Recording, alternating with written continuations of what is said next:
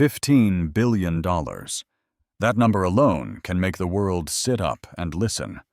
For most people, it is a sum too large to imagine, the kind of figure usually reserved for global powers or oil giants, not for a landlocked nation like Burkina Faso. When President Ibrahim Traoré sat across from India's Prime Minister Narendra Modi, under the blinding flashes of cameras and the whispers of diplomats, that was the number written into history. For Traoré, it was not just about business. He called it the sound of chains breaking after generations of dependency. To the people of Burkina Faso, the moment was heavy with both pride and uncertainty. For decades, they have seen deals announced with great fanfare, only to collapse into corruption, bureaucracy, and disappointment. A farmer in Kaya still remembers promises of new tractors that never came. A taxi driver in Ouagadougou listens to the radio in traffic and mutters, "We've heard this before." Yet there is something different about this deal. It is not a loan tied to Western conditions, nor an aid package designed to keep a country begging. This is presented as an equal partnership, oil and energy exchanged for technology, factories, and modernization. For America and the West, it is a shock. For Africa, it may be the beginning of a new chapter. And for ordinary people, it is a gamble with their very future. Will this pact bring light to darkened villages, jobs for restless youth, and dignity for a people too long underestimated? Or will it end as another headline forgotten, another promise broken? If this story makes you wonder what it means for Africa, for the West, and even for America's security, stay with me. Because the deal signed in that room does not just change Burkina Faso. It could change the way the world works. And what comes next might surprise you. When the news broke that Burkina Faso had signed a $15 billion deal with India, the world was stunned. For a country that has long been portrayed as poor, unstable, and dependent, this announcement sounded almost unbelievable. Yet it was not fiction. The agreement between President Ibrahim Traoré and Prime Minister Narendra Modi was laid out in precise detail. It was not a vague promise of aid, but a binding pact of investment and partnership. The deal covered multiple sectors that could reshape the foundation of Burkina Faso's economy. $4 billion was allocated to oil extraction and refining. This meant that for the first time, Burkina Faso would not simply send crude oil abroad at low prices. Instead, it could refine its own resources, capture more value, and begin the climb up the industrial ladder.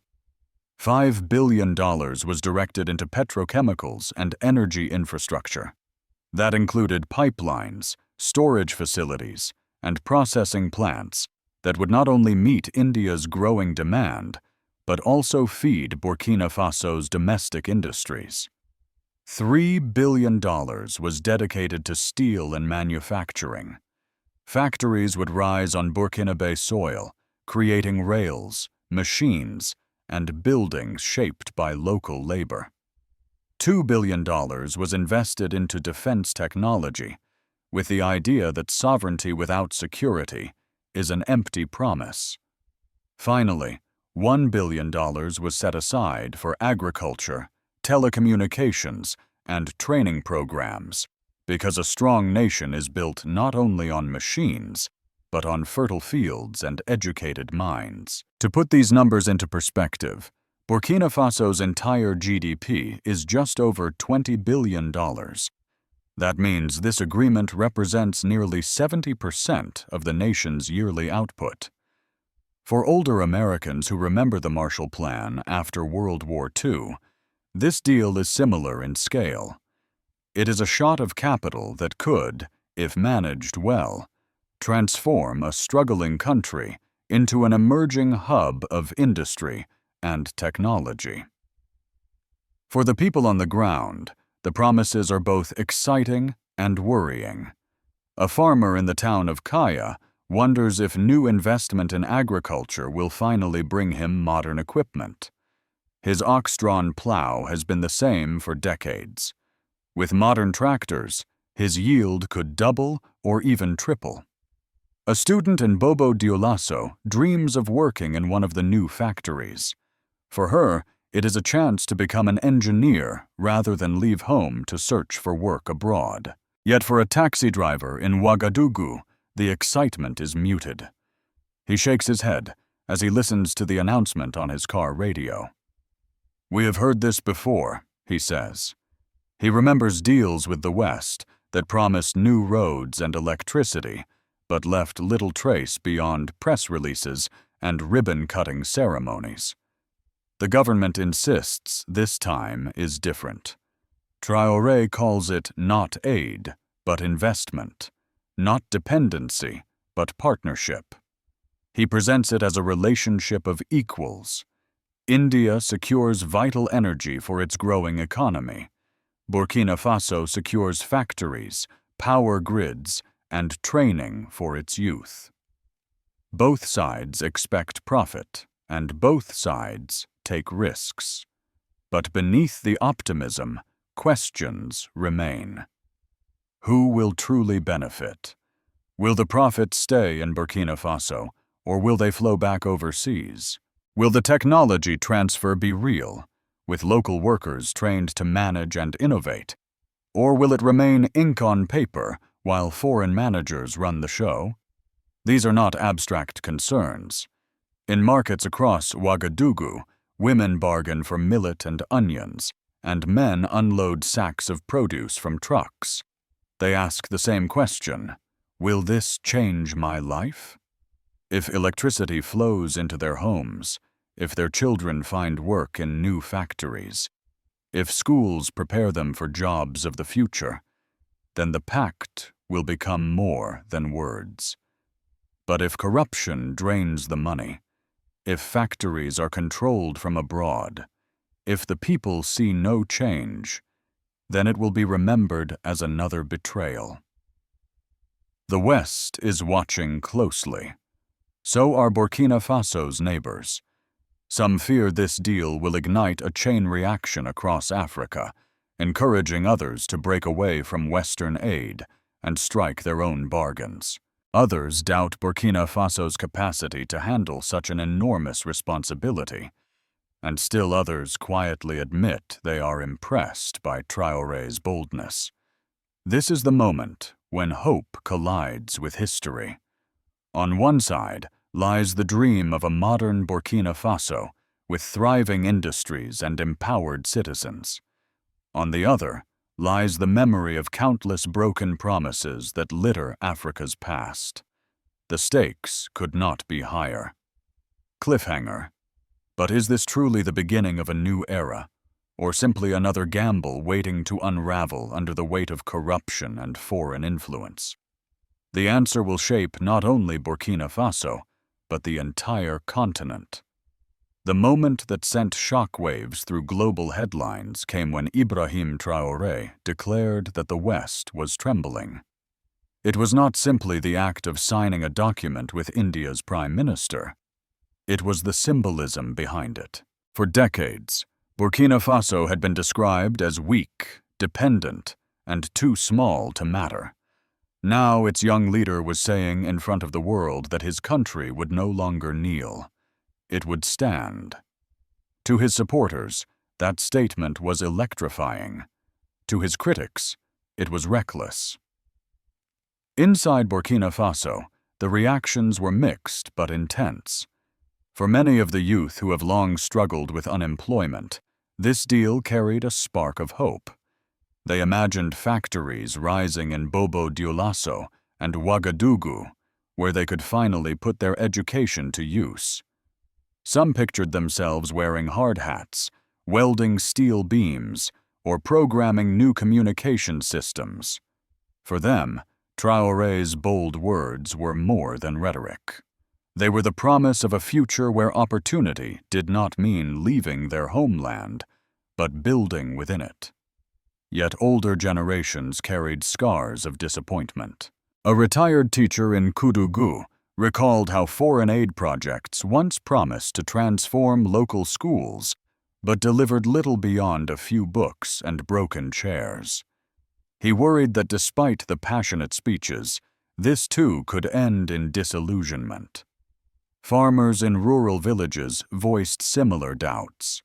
They had seen aid agencies arrive with cameras, make pledges of agricultural modernization, and then vanish as soon as the headlines faded. They wanted to believe this time was different, but they had learned caution through bitter experience. Politically, the deal became a lightning rod. Opposition figures accused Traoré of gambling with the nation's future, warning that aligning too closely with India could drag Burkina Faso into global rivalries.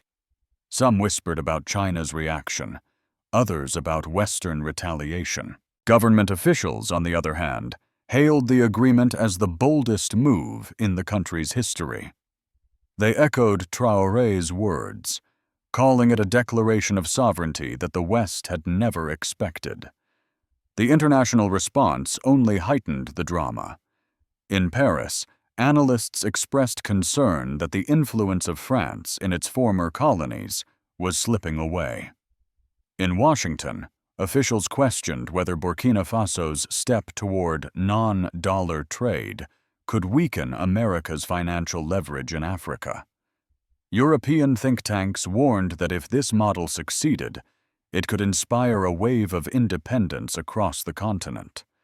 Even in Beijing, where China had already poured billions into Africa, there was unease at seeing India establish such a visible foothold in West Africa. Traoré leaned into the storm. In speech after speech, he reminded his people that aid had always been a leash, and that loans had always come with hidden chains.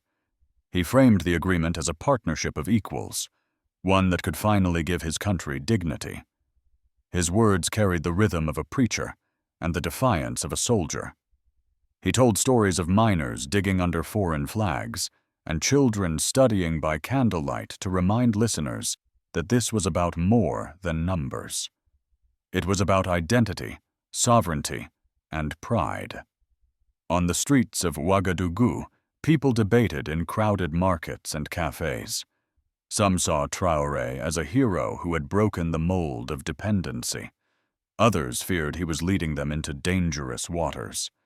The excitement was real, but so was the anxiety.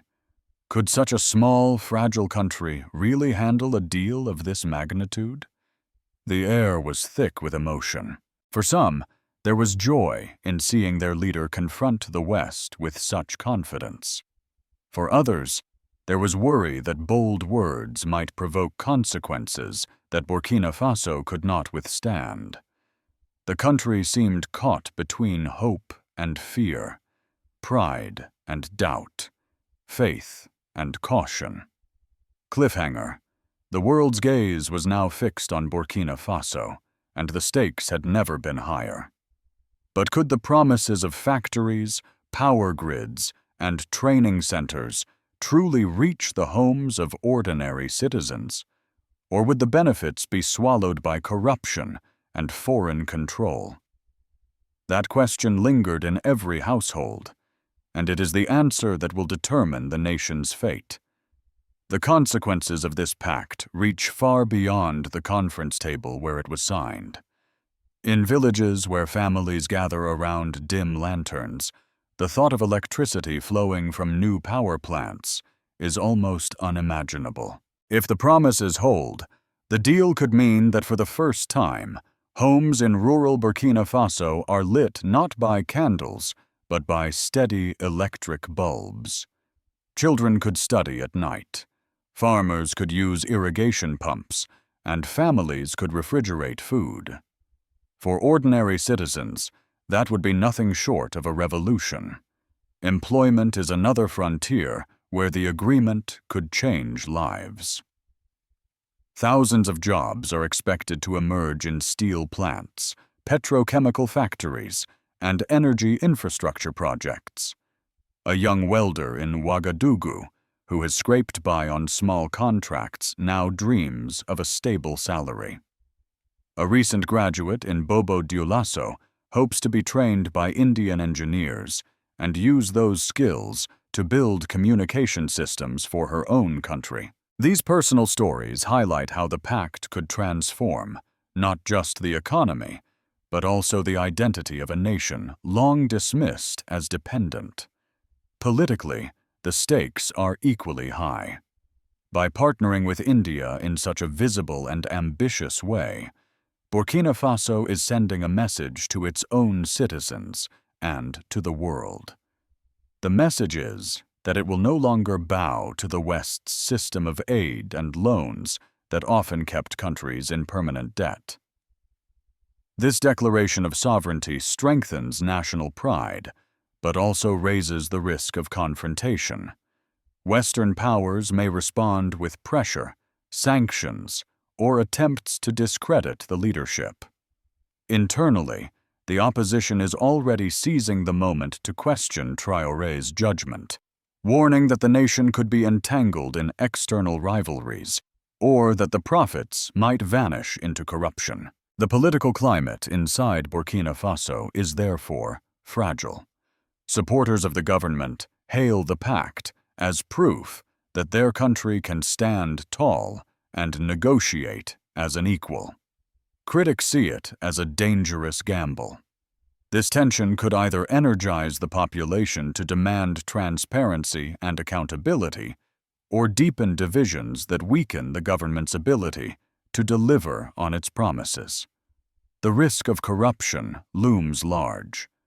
Burkina Faso, like many nations, has struggled with leaders who siphoned off wealth for personal gain. Citizens know this history all too well, which is why skepticism runs deep. The Pact can only succeed if ordinary Burkinabe see tangible results: jobs for their children, lights in their homes, and real improvements in agriculture and education. Without that, disillusionment will grow, and the political fallout could be severe. Beyond the immediate impact, the deal is also reshaping Burkina Faso's image abroad. For years, the country was rarely mentioned in global conversations, except in relation to poverty or instability. Now, it stands as a potential pioneer, challenging the old model of dependency.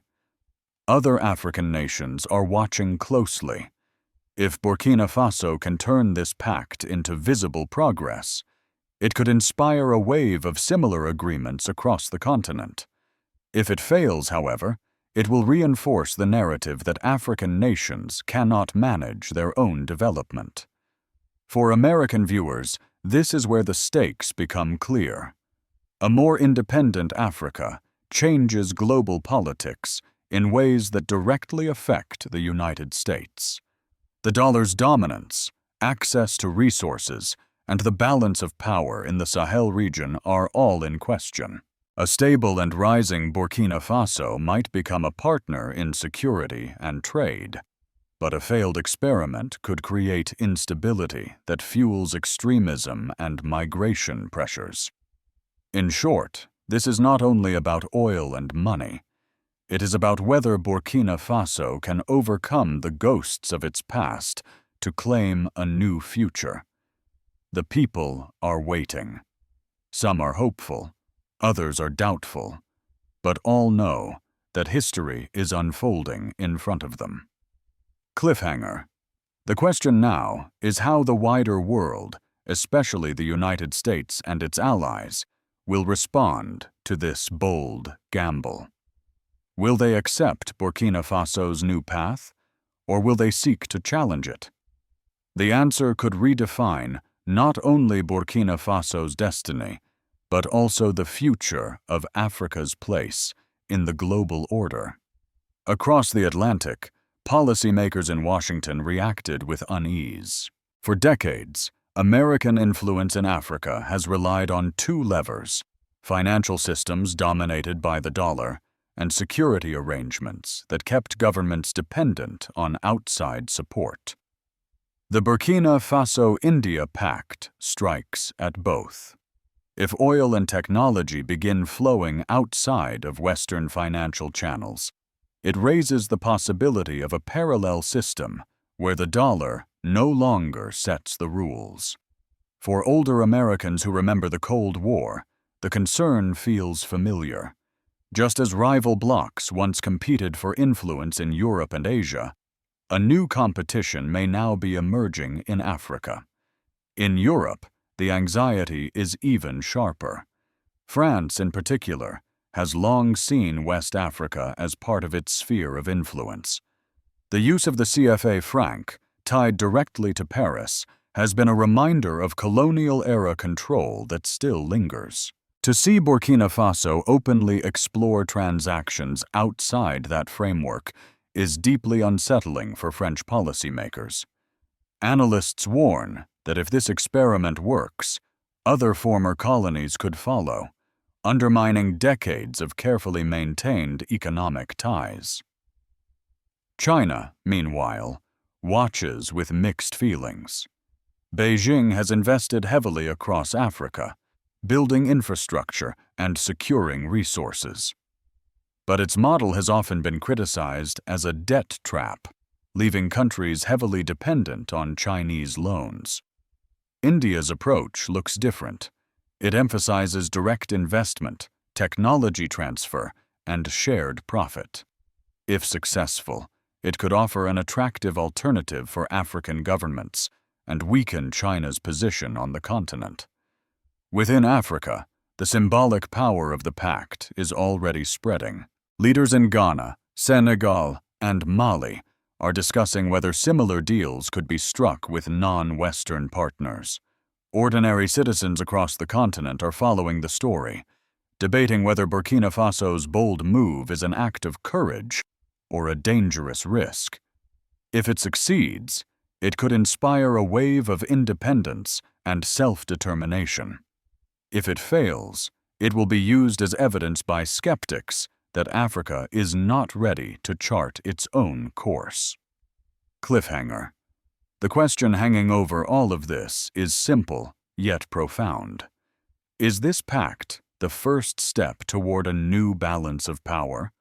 Or will it collapse under the weight of pressure from old powers determined to keep Africa in its place? The answer may not only decide Burkina Faso's future, but could shape the strategic landscape of the 21st century. History is now watching Burkina Faso with unblinking eyes. The ink on the $15 billion pact with India has dried, but the real story is only beginning. Success will not be measured in press conferences or official communiques.